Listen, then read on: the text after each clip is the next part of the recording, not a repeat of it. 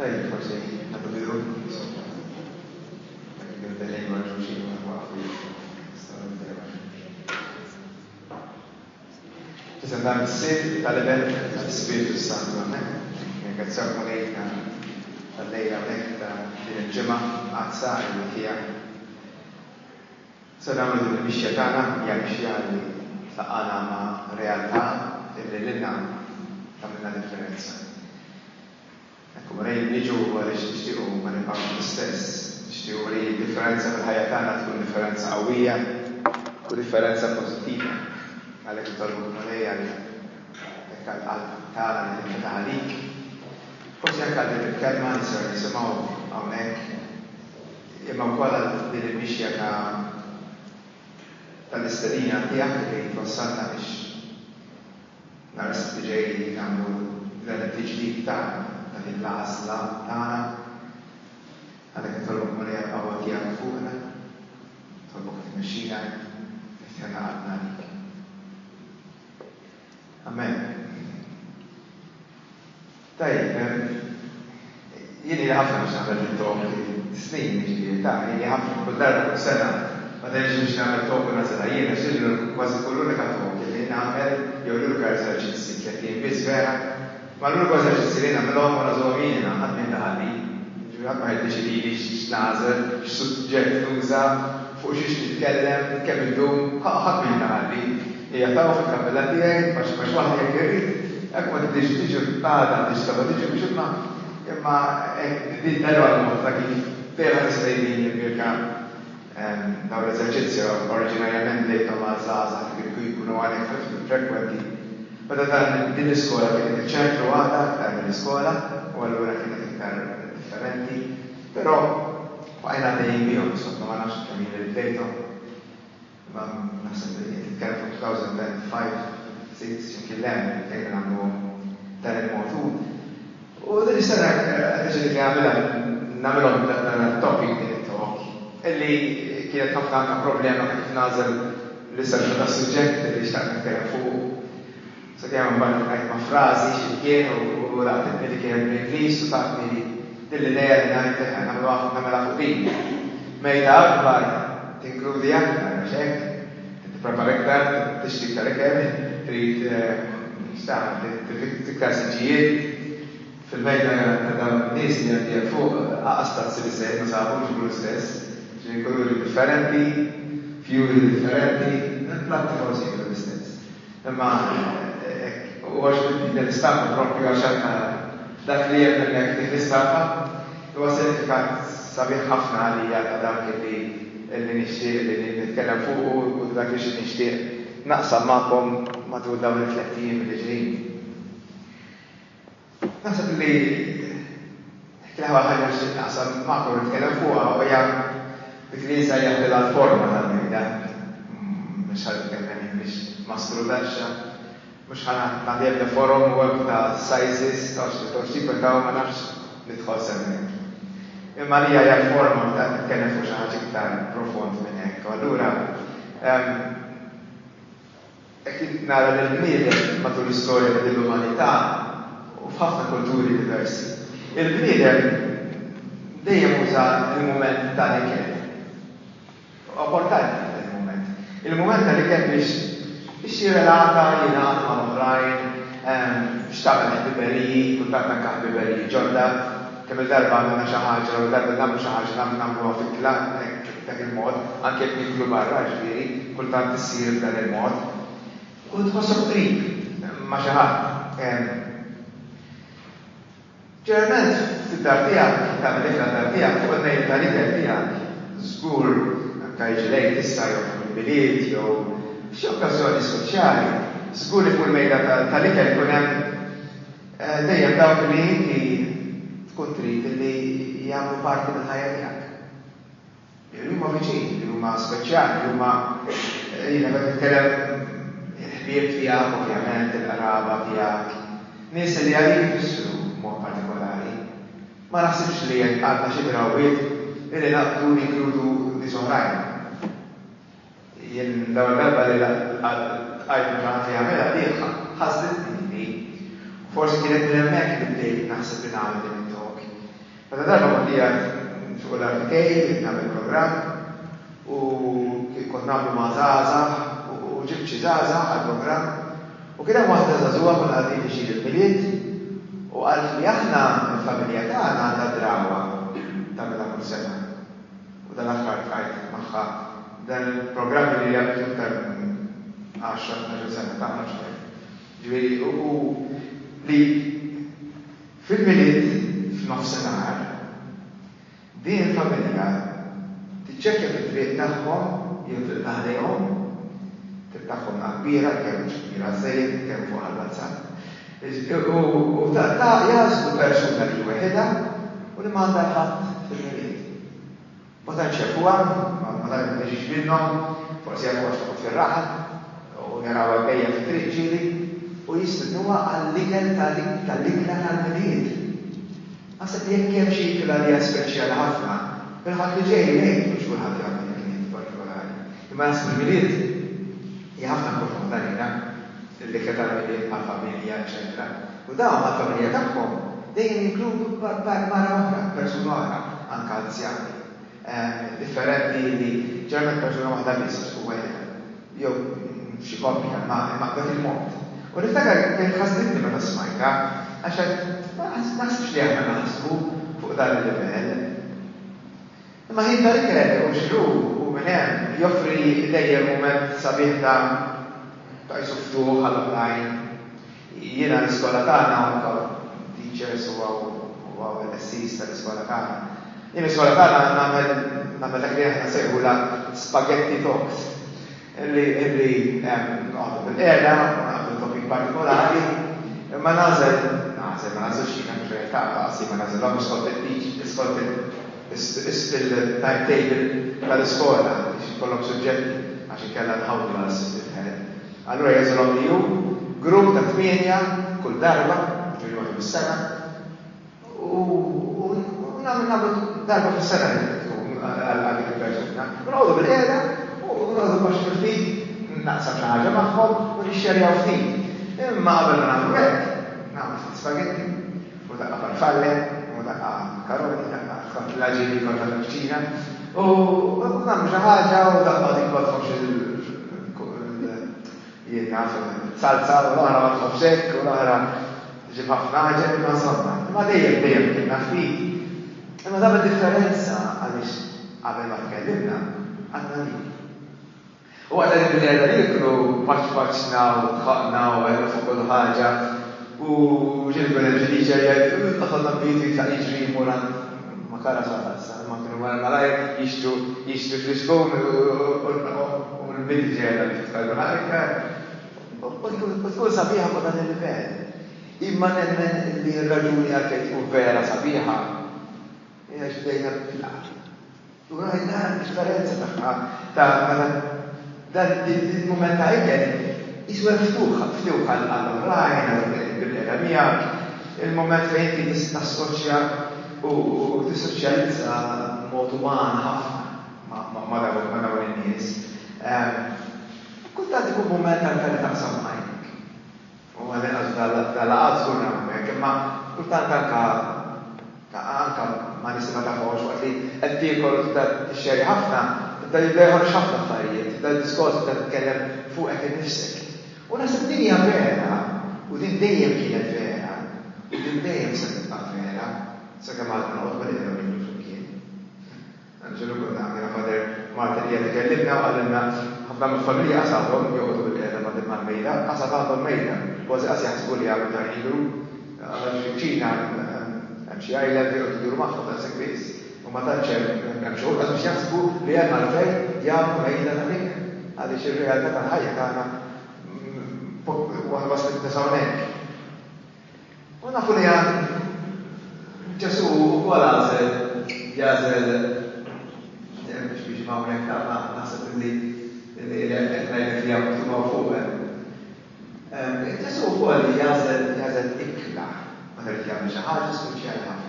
Fil-moment l-aktar importanti, ta' kif rrit jagħmel xi ħaġa mal-oħrajn u rridna nibqgħu nagħmlu għal xi ħaġa. Minn ħafna affarijiet modi diversi li se jagħmel affarijiet. Kien hemm tempju daqsix fl-ismien. Kien hemm stili ta' liturġiji kbar illum magħrufin għal mod liturġiku jagħmlu l-affarijiet.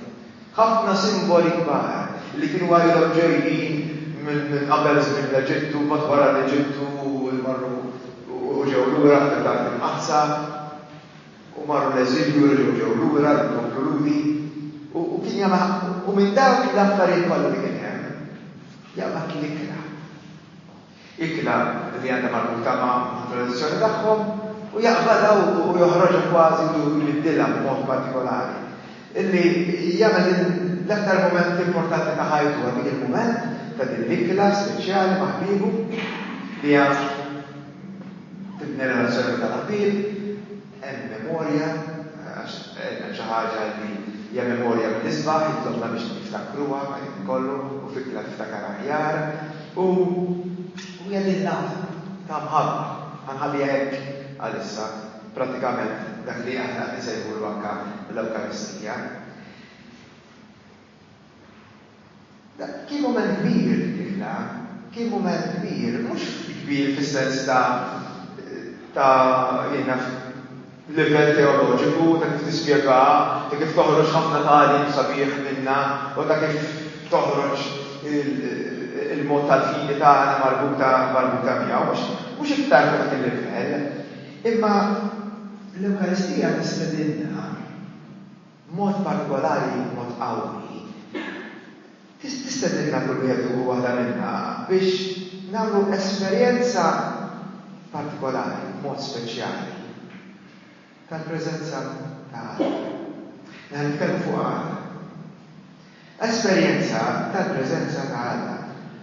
U biex tkun preżenti għaliha mhux waħdek. Dik fil-każ fil-kappella, hawnhekk, għaxra biċċata ta' niftaħlek u għadawlek waħdek. Jew xi kappella oħra Malta, jeżistu ħafna kappelli sbieħ illi mument ta' u waħdek u toħodha hemmhekk titlob waħdek. Jew xemx jizda samur ximkien sabiħ u għadara jizda jgħu fil-urkmin u fl-għaddik jew għadara xemx. Da differenza.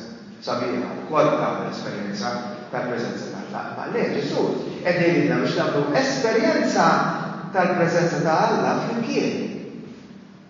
Ma normali. Differenti din ir-realtà tal-mod kif jippreżenta Alla. Fax fija tibni relazzjoni fil-prezenza ta' Alla. U hemmhekk il-Brexit titkellem Trinità. Għaliex għal-Alla li Alla tagħna mhux Alla wieħed u Alla akbar. Alla tagħna huwa Trinità. Anzi, Alla tagħna huwa komunità. U dak kollu li jagħmel Alla jagħmlu dejjem fuq livell ta' relazzjoni. Tibni relazzjoni. Jeżistu tlieta persuni għax hemm relazzjoni. U m'hemmx relazzjoni ma jeżistux. Hekk nafu nispjegaw aħna Trinità, jekk nafu nispjegaw. Illi l-ispjegazzjoni tagħhom hija għax hemm relazzjoni bejniethom. U din ir-relazzjoni ħalaqna Alla fuq xbija tiegħu. Jew ma nfottux rawna xbija tagħna ġaħna fuq faċli nagħmlu l-Alla xbija tagħna nridu ħafna. Li Alla huwa komunità illa ħalaqna l-xbija tiegħu ngħixu billi nirrelataw mal-oħrajn. Nomen żarajlem bil-Ingliżi jgħidu u jgħidwa ħafna żarira mal-oħrajn. Din hija realtà tagħna.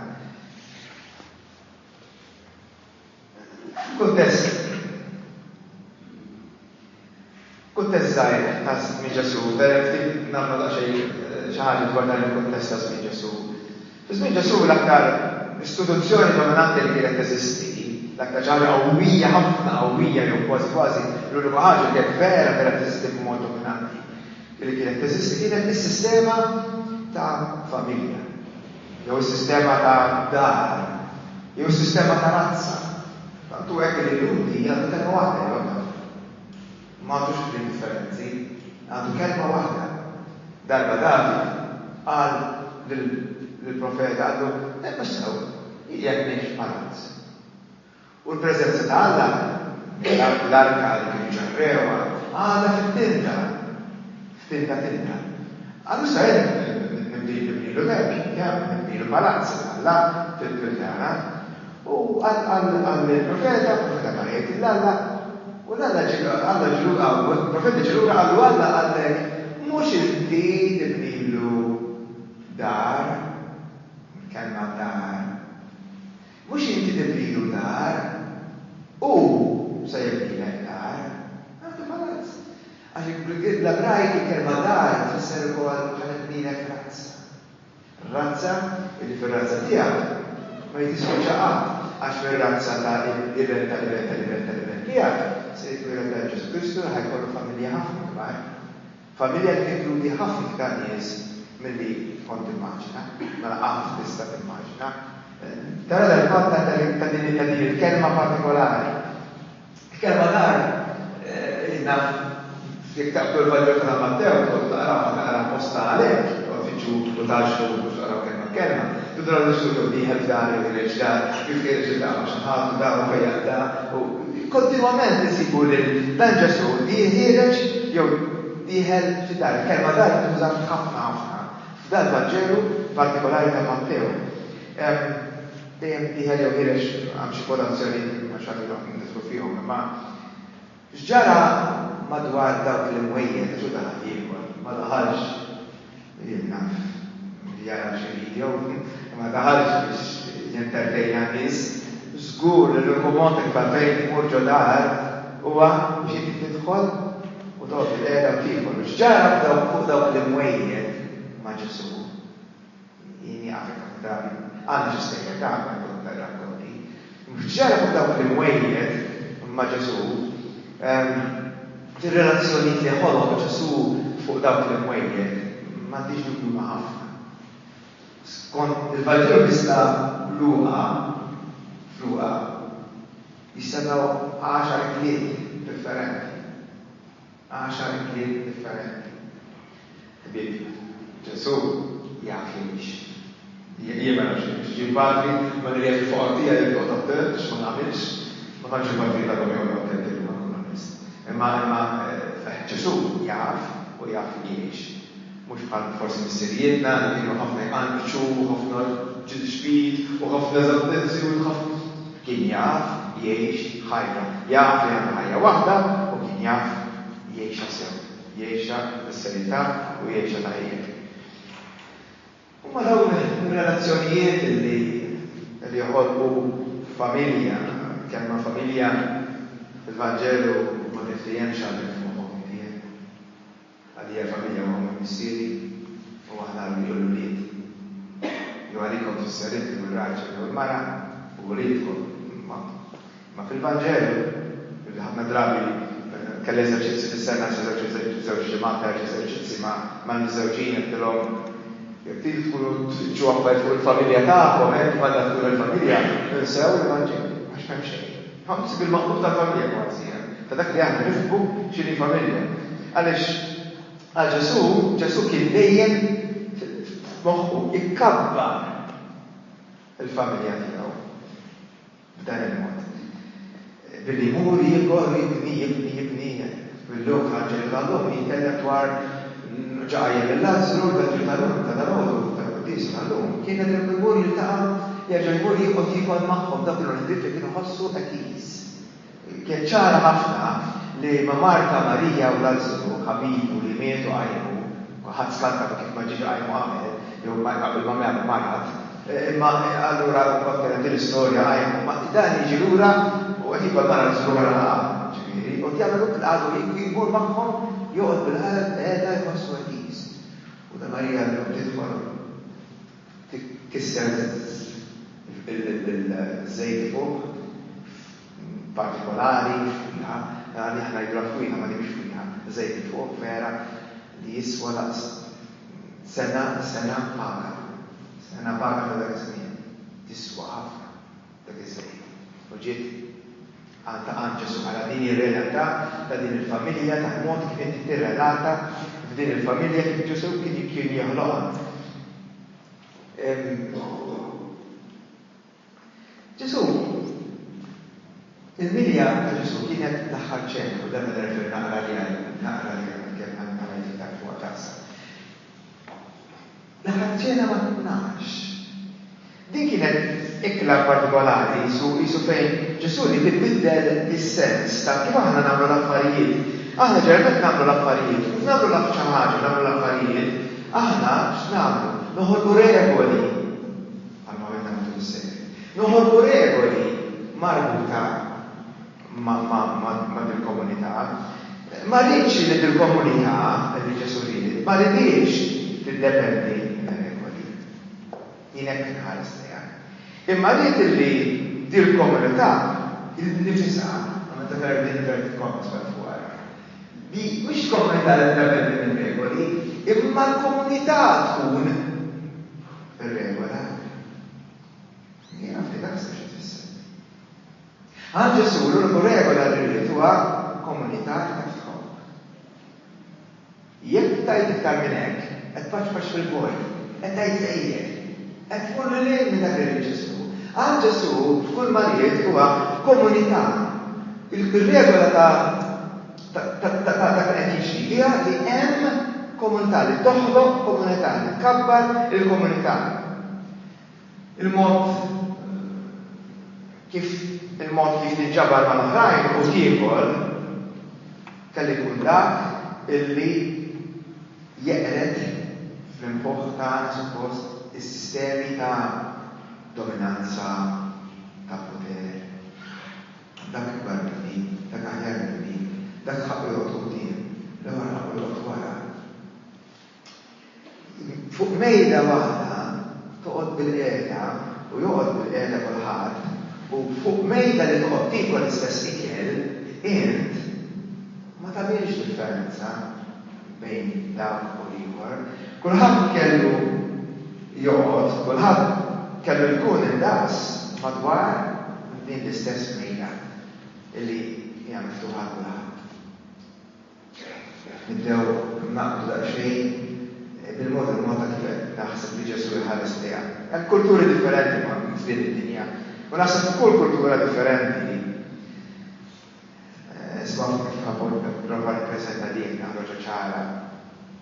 Tinġabar kif mal-mejda dik tirrifletti ir-relazzjonijiet u tiddefinixxi il-konfini soċjali. Tiddefinixxi il-konfini soċjali. Ma min tiegħu kamma kittek juri ma min ma tkunx. Min jaħseb itwal. Ma min tażel li tiegħu, ma min tiddeċidi li dejjem tistieden, jew min tmut ieħor li ukoll, ma min tiegħu b'xi mod jurad jurik li inti għandek oħrajn li inti qed tiddeċidi li ma tkunx magħhom. Xi naqra hija hemm tajdu mhux ikollna kulħadd. Għam nisfider kulħadd għal darba. Ma dak il-familja fil-meriet jispidu dik il-mara fil-driet li għadha wajda. Jien ma nagħmilx ħafna minn jagħna, ma nafx intom tagħmluhiex. Imma ma min tieħol inti tiddeċidi ma min ma tkunx. Anke x'tip ta' ikel isir ma xi tip ta' nies u xi oħrajn, proprju tagħmilha wkoll. Mhux kull tip ta' ikel tagħmel ma' kulħadd. Mhux għax it-teacher se jieħu ċazzar, mhux dik imma għaliex it-tip ta' ikel juri wkoll li tiklu ma' nies u x'barkin nistorna. Mill-mod kif aħna nażlu kif nieklu u ma' min nieklu,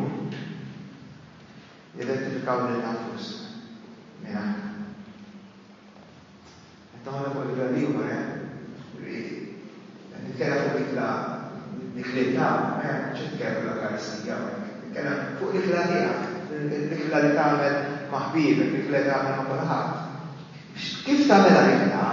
Il-mod kif tagħmelha, x'tib ta' ikel is-sajjar, ma tip ta' nies tagħmelha dik-età, eċċetera, turi tiddefinixxi eżattament int minn int. And it should make us stop and think. Tieni parti.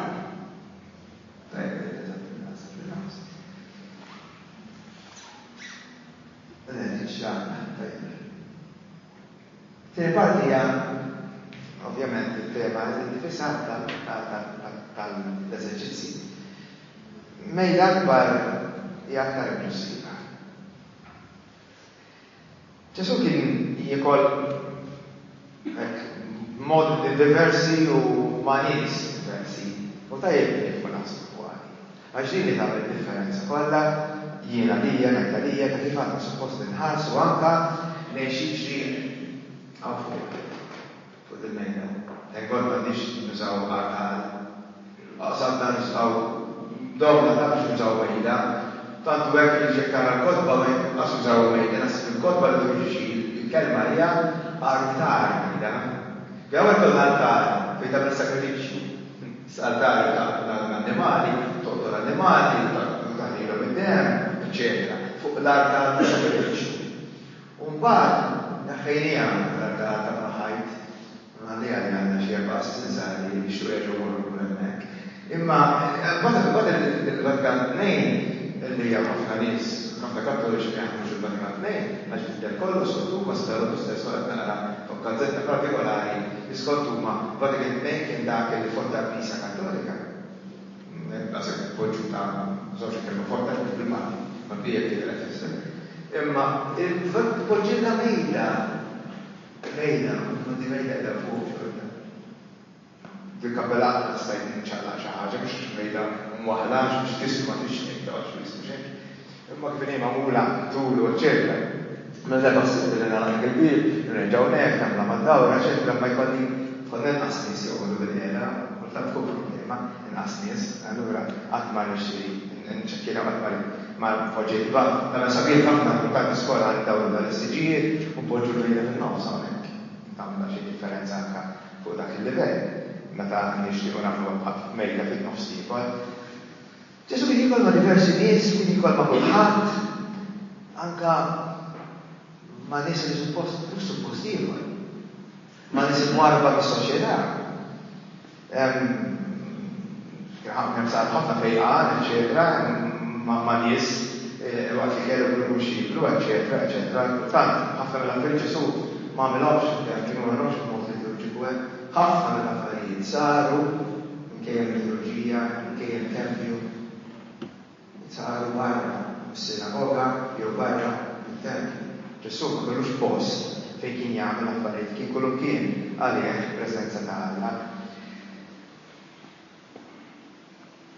L-ewwel sara fil-fatt, ekku, ma kien jikol, ma dak warra, kien jikol ma' medimba pubbliċi,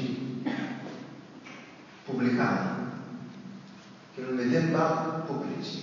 Kulħadd kien jogħodu, għax daw kienu l-internet u ċert u kulħadd kien jagħmel hekk, ma kienx hemm pubblikan tajjeb. Pubblikani infatti kif nara l-Vanġelu, kull darba il-kelma medimmin hemm magħha l-kolma pubblikani. Kienu jiġu wara il-pubblikani u l-medimmin. Dejjem hemm flimkien, assoċjati flimkien, għax il-medimmin kienu speċifiċi jew kienu mod kważi rappresentati bil-din f'xaħat li huwa il-pubblikan, text collector, dak li xkoltax, għalġa kien jisraq, skur li kien jisraq. Ma kien jikol maħħom kien ġili għal-mistiden il-diskur. Għand pubblikani, għabdu tistiden il-diskur. Ġiżu għamelek, kien ma ħafna għal-rakkonti, ta' fej kien għand il-farizej, jew kien għand il-pubblikani, ġuri għanka mal-farizej, għanka mal-ħabijiet, il-kum mal-ħabijiet. Kien kum mal-barranin, xaħġa ma tagħmelix, tikol mal-barranin, hija dawwa kbira. Ma tantx taħfer malajr fil-mentalità hija tikol il-barranin, dawk li mhumiex il-klieb jgħidulhom kienu l-lut, dawk li mhumiex parti mill-familja l-udija. U dan Ġesu. Żgur li importanti li ngħidu dik l-Ewkaristika fil-bidu, l-Qudisa, l-Qudisa. L-Ewkaristija żgur illi meta bdew jiċċelebrawha kien tiċċelebra ruħha b'mod forma ta' ikra sempliċi bil-qiegħda fuq mejda jew malar kif ikunu x'qasmin fuq mejda, malar proprju mdawrin flimkien fost wieħed f'dar. Żgur f'jedek. Fil-bidu ma kienx hemm tempji, ma kienx hemm xejn. Sakemm ma ħarbatniex il-Rumani fis-seklu 313 meta ma bqajniex perseguitati, hemmhekk tħallna. Għax imbagħad minn hemmhekk morna f'palazzi. Allura x'in sejħulhom il-niesna? Tempji tagħna sejħulhom katedrali, nsejħulhom ħafna ismijiet ma nistax tiġuli Basilika, sorry, għamilna Basilika Merħadini, għamilna Basilika, u għat-terminu ta' sinjuri. Jitħol f'moħħok, meta għandek storja bħalli, meta għandek Vanġeli erba' kollha jitkellmu fuq il-livell sempliċi, fqir, uman. Kif tidrek moħħok illi tibni t-tempju xi ħaġa ma rridx jagħmilha Alla ma' David, u inti tarġa tuża dan it-terminu pagan, Roman, u toj sejħilha Basilika u ferħanin. Li aħna għandna suppost xi ħaġa tħabbrilna wiċċna li nsejħu knisja u nużaw il-terminu Basilika. Xi dawn il-sar li ċelebraw fil-faqar, f'sempliċità, f'dar, kollha fid-djar. ħafna differenti, ovvjament, x'għandna parroċċi, knejjes, eċetera, kif għandna llum. Ma nixja tal-istorja, x'bati l-istorja, u wara 313, mhux tal-istorja imma ma nixja tal-istorja kristjana. Il-Knisja mxiet mill-ikla ta' Ġesu, miftuħa għal daw kollha li fremu l-ikla għal-ritwal strutturat, mod strutturat, li aħna nsejħulaw l-Eukaristija jew nsejħulaw il-Knisja. Sfortunatament, matul l-istorja, ir-ritwal innifsu ħafna hemmhekk se jagħtilha xejra negattiva. Ir-ritwal għalija ħafna xejra negattiva. Għax bejn nitkellmu fuq il-termini min ħaqqu u min ma ħaqqux. Bil-maqlub ta' dak li jidher li kienet il-mentalità ta' Ġesu Kristu. Ma kellux problema ma' min ieħor. U tant in-nies ngħidulhom jiġew fil-kappella jisimgħuhom ħaġa. Isu Ġesu tal-Sumiru u Ġesu tal-2019 jidru li għandhom metodi differenti. Ma kellux problema Ġesu tal-Sumiru li jitħalla tal-kaval ħamar imma ma Ġesu tal-2019 għandu problema li ġgħandu madwar il-mejda tiegħu. Jekk inti l-qaħba tan-naħar u nużaw dan il-mod hekk xi qawwi anke bħala kelma, ċaħna kelma aħba jista' xi ħaġa ħażina, jista' xi kelma ħażina nafha kliem li nużaw xorbaż, kelmu bil-Malti. Prostituta ġdida. Ma jimportax dik xi ħaġa oħra. Ma sfortunatament jiġifieri aħna bdejna nikkalkulaw fuq dan il-livell. Anke aħna Knisja ninnegaw ma ngħidu le mhux vera le mhux vera m'għandix intenzjoni li aħna niddefinixxu minnu membru u mhux membru. Ma jekk il-Associazzjoni dejjem jgħidu imma l-poplu tagħna mhux hekk hemm. Matul ħafna sekli.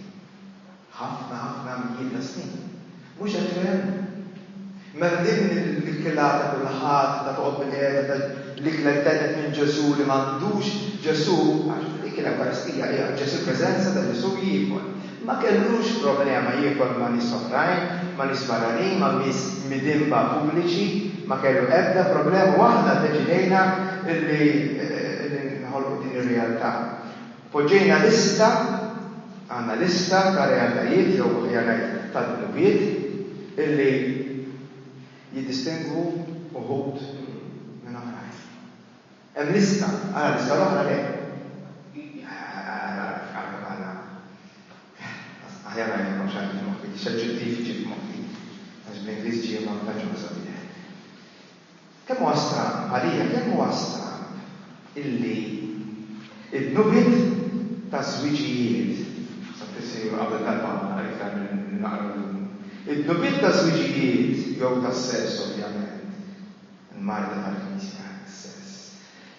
it-nubiet ta' żwiġijiet u it-nubiet ta' sess huma dawk illi jeskludu n-nies minn fuq din il-mejda. Ċifjaw, uraw kif jiġġib, għalka t-istess, xġib f'moħħok. Xġib f'moħħok għalki nitqalbi ma nitqalbiex għalfej. Forse kun xi wieħed jgħid għax dajja kol dajja kol. Ma l-għażel daw għamela xi ħaġa. Imma l-iktar ħaġa li vera neskludi u li vera tħossu ħażin fuqha huwa nub marbut viċin għandu x'jaqsam ma' dak li hu sess. Għara tnub oħrajn. Egoizmu rajt, rabja u rajt, mibeda u rajt. Dak kumma fejn jinsisti Ġesu. Issa ma qatt żaggertu, qatt ma daħal fih. Imma l-affarijiet oħrajn dawk li aħna nkunu orrajt u billi tiġi f'dal-korridur titla' ma jimpurtax. Imma n-nubiet tal-egoizmu, tal-ribeda, huma għalija ta' skandlu pubbliku dawk.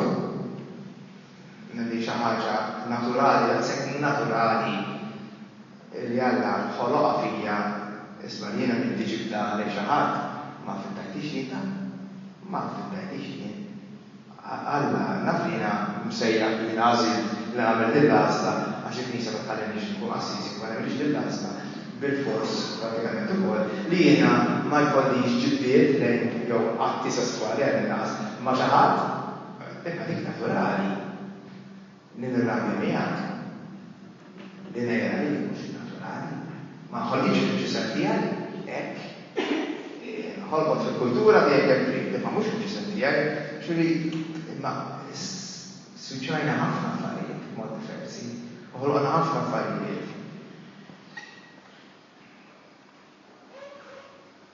Aħħar parti.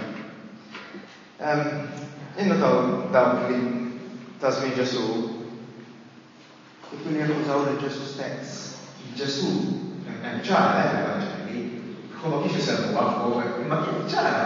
Ġesu kienu jakkużaw jiekol mal-medimba u l-Pubblikani, kienu jakkużaw, jiskandalizzaw ruhom, kienu jirrabjaw għalih il-Farisej u l-kittieba, kienu jirrabjaw jiekol mal-Pubblikani, jiekol mal-medimbi.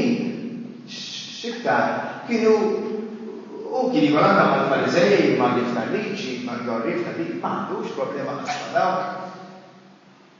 Kien għandha ma' l-ġidma li f'mod fi u kol ta' xmud il-Lebrus, kien ma' xmud il-Lebrus. Kien jikol ta' żewġ naħat, ma kienx għamil differenza, ma kienx ta' jgħidu ma' l-imbin, ma' bad ma' l-Farisej, ma' l-kambijiet l-oħra ma' kienx jibal, laqas, ma' t-nejn kien m'għandux problema jkun ma' tnejn. M'għandux problema ta' xejn. Bħal maħna ġimagħtejn ċelebrajna il-parabola ta' Leven il-Ħari, ma jkundannax li Leveni għax-xaqgħu jagħmlu l-barba u ma jkundannaw bil-kbir. Ma' tnejn m'għandux problema li jkun ma' żewġ naħat, assolutament. Kien ma' l-prostituti u għal-inqas ħalla l-prostituti jidħlu fejn kienu u għadda ġiri għad kienu fuq saqar. U rġil bis kien hemm, ovvjament kien jitloġġina li ġiri ma' nisa, immaġina kien immaġina mentalità fejn ħadd nies kien jitħol hawnhekk biex ma nagħmilx. U mbagħad tidħol il-prostituta. Tidħol u għad l-irġiel kollha kbur wara Ġesu x'kien mal-art jidħol u toqgħod tibkilu fuq saqar. U tixtieq tara id-dmuħa u tbus fusilu. X'mod ma tisqa' Dr. Profeta, u kun jafqas il-kun nerfwis, mux mas profeta, mux il-kun da timini.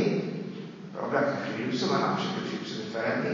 Imma, kif ma jdunax da, kif ħajħalli ta' xaħġa bħal da. Ma narax qed jieħol u jiġi l-prostituta u tagħmel il-ħaġa, miegħu. Ma ta' storja sabiħa kif jirrakkonta li x'mun jgħidu x'mun. Tara bisidni ħaslu tisqajja x'ta' tomni. Inti għazbis tal-li għamadajtni, għazda xej zej fuq rasi ma tfajtli, ċekni għamlu, fuq il-balz mi fuq, kuħat li għatara kien ismi fil-talura, da xej il-balz mi fuq, u għazbis nejba li nibewsa, kif kalt, għas ħsib li dejjem. Għaddi ma fiex tħadd ta' brusni, ta' s-sibisiri. Ġesu li m'għandux xejn, bl-ebda mod, problema ma' dawn in-nies ma' min qiegħed. Ma kienx jieħdu gost, verament ma kienx jieħdu gost ta' kien jaraw jagħmel dan u jagħmlu mal-midibrin, propju mal-midibrin. Ma Ġesu kien jikser kull regola. Kien jikser kull regola tal-mejda. Hemm regola fil-moħħ tagħna. Hemm regola. Kien jikser kull regola tal-mejda. Kull darba jikser ir-regola kien ikkappar il-mejda. Kull darba jikser ir-regola tal-Mosè kien ikkappar il-mejda tal-Inkjel. Allura għax l-imwiet ta' Ġesu Kristu, forse mhux tal-Knisja Kattolika, forse mhux tal-familja saċerdoti, mhux għanżalna ħafna modi, għandna s-sistema tagħna ta' purifikazzjoni, kif ħossuna iktar puri minnkom xi mod. Marruf ħafna knejjes u tal-orba l-apostoli, tal-baxxaq ta' kontrija għawlex, in-nadur, n-najar, waqqaw redikola il-bala apostoli kienu għadu persu kamamu ġimma qabel minn għaxem Għabbil-bel, għarrazin, għabbil-jien. Jibduna, zaħla, kienu għadrobu, u jdokkadu jaqbez. ħloqna bħala posti, nistax tersa. U l-Irlanda, s-sibu bieġu għal-kottema, bħala posti. L-Irlanda, għaxem kemmu, l-Irlanda, għassej nistran fil-parroċa, kemmu t-għadis fil-parroċa. Ma bħala posti. Mux għaramani. Ma bħala posti t-għabbi għamnek. Ma għalli-kappellan għalli jistabli huma jitqarnu bil-gluten free għalli kienu ċaġa għalli s-sarni bieġi kappellan. Jina d-dur, għantejk, għalli spiċċaw u mu jaġaw, kon zaħi, s-sakarni għattaġ, s-sakarni għazzabuċ,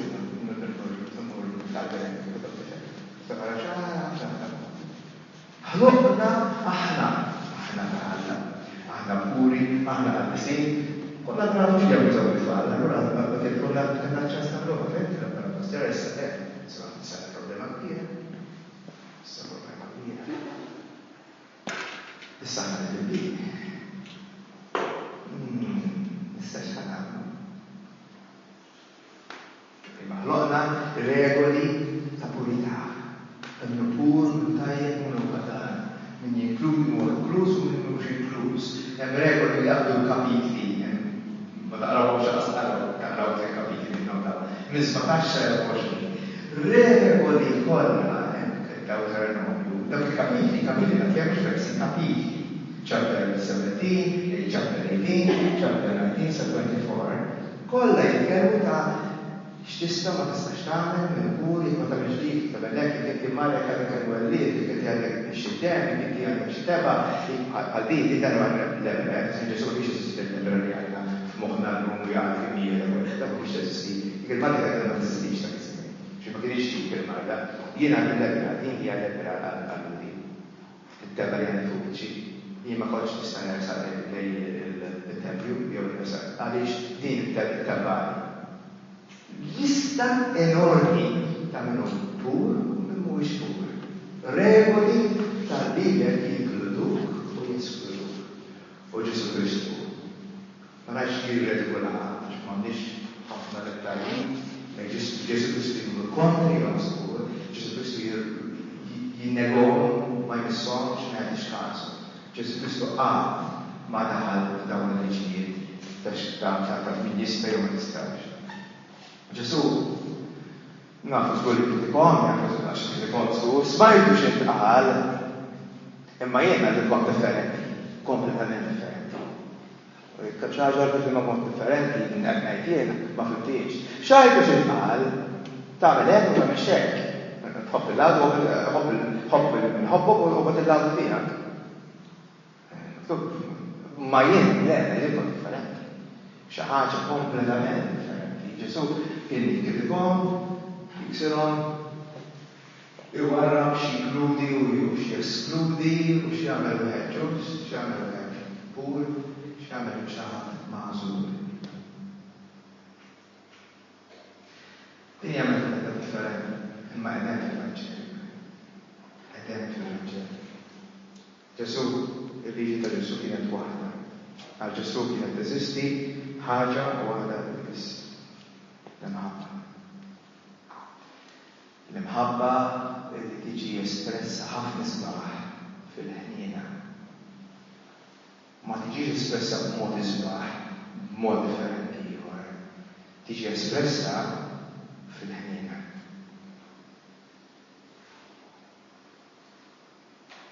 Dan huwa dak li għal Ġesu jiddefinixxi xi ħadd ġust. Aħna għandna xi ħadd ġust huwa li jimxi mar-regoli. X'għad li jimxi mar-regoli mhuwiex eżatt ġust. Dan huwa Martin qal semma storja interess jew x'mart ta' xi ħadd illi qal kien hemm storja fil-klassi ta' xi ħadd famuż imma illi dak fil-klassi u xi ħadd akkużah u qalu s-sura b'dak u dak żejjed u akkużah u kif kulħadd dak li jmur jagħmel ma' dik u joħroġ ma' dak u jagħmel hekk u jagħmel hekk u jagħmel hekk. U dan miskin qabad fin-nifsu storja vera. U kien hemm ieħor fil-klassi jgħidu iva vera qed seri nafu ma' ħdejhom tagħek hekk jagħmel. Ma mbagħad qudiemi qabel stifel ngħidu le ta' seru mhux vera. Jien nafhom ukoll ma jiġrix hekk. Il-verità mhijiex x'jiġri eżatt. Il-verità skont dan il-kitba li huwa Bonhoeffer huwa teoloġi kbar protestanti li jeżistu fis-seklu ieħor kbar ħafna moderni ħafna. Dan Bonhoeffer jgħid il-verità mingħajr il-ħabba ma tibqax verità. Għal Ġesu Kristu il-verità hija ta' valur ikbar. L-imħabba hija ta' valur ikbar mill-verità. Għal Ġesu Kristu kollox jidħol fuq il-livell ta' kemm int kapaċi tħobb illi dejjem taf fuq dan il-livell. Il-ġust huwa dak kapaċi juri modrija oħrija. Allora mistoqsijiet nagħmel nitillu. Min mhux inkluż ma' Ġesu. Min mhux inkluż ma' Ġesu. Mhux ħares ma' min jeskludi Ġesu? Min jeskludi Ġesu? X'suppost ir-regola għandna? X'tir-regola min hu inkluż u min mhux eskluż? Hemm imħabba fiha dik ir-regola. Jekk hemm regola li ma fiex imħabba mhijiex ġejja Alla għalmija u tkun ċert li qed tagħmel anke jekk hija regola tal-Knisja Kattolika. Jekk fiha ma hemmx imħabba mhijiex ma titlaqx mill-imħabba u ma twassalx imħabba u ma l-imħabba ħafna ħniena m'għandix taqsam ma' dak li hemm miktub u dak li aħna segwu Ġesu Kristu. U l-mentalità tiegħu u s-satna tiegħu u l-liġi tiegħu. M'hemm ebda liġi oħra għal Ġesu ħlief imħabba u ħniena. Ma naħsibx li l-Buddistana jirrifletti dejjem il-mod kif inkludu n-nies, il-mod kif nagħmlu ħaġa fuq in-nies, il-mod kif inkludu dejjem din ir-regola imħabba u ħniena. Għal Ġesu minn hemm jitlaq dik iktar importanti. U naħseb il-belna. Naħseb il-belna x'fit. Għada san nestendu din il-ħaġa xi ħaġa iktar partikolari li anka il-mod ta' kif jien niġi jien il-nutina, il-realtà tiegħi, eċetera. Kif niġi jiena fil-preżenza ta' Alla. Irtu orderi l-ewwel. Meta importanti għax hawnhekk il-kappella jiġi fadel personali ħadd li tfaċċa. kif jiskludini għadna? Jiskludi għadna ċaħat? Possibli. U għallura n-fraċ ma xieġiġ. Ma jisċaw għanek lejla billi il-poġbra kullimet l-nafusta kullijet u għadna minna ġew u li tolbu kelli tejna nafu, nirriflettu, nifmu u nieħdu il-mentalità tiegħek. U nagħmel il-qalbtan u bħal-qalb tiegħek. Għamil malejli il-mod kif aħna nifmu xi relazzjoni ta' bejnietna. Hija l-mod ta' kif bħala Alla tirrelata miegħek innifsek fit-tliet persuni. Li aħna ngħixu f'komunità. U li ma nedejbux ninkludu tant nies fuq il-mejda tal-ikna tagħna. Biex bekk ma jagħmlu mufri għal kull persuna li inti tħlaqt għax tħobba. Ħallina għandna ma ngħix il-mod neskludi lil xi ħadd li inti ħlaqt għalik. Gloria l-Missir, u l-Ibn, u l-Ispiritu Santo, kif il-Bisogni. Tajb, jara ġurnata ta' għadha putata għidu temilla xie differenti ma sa' komplu għal-mutama bil-mejda kabru l-mejda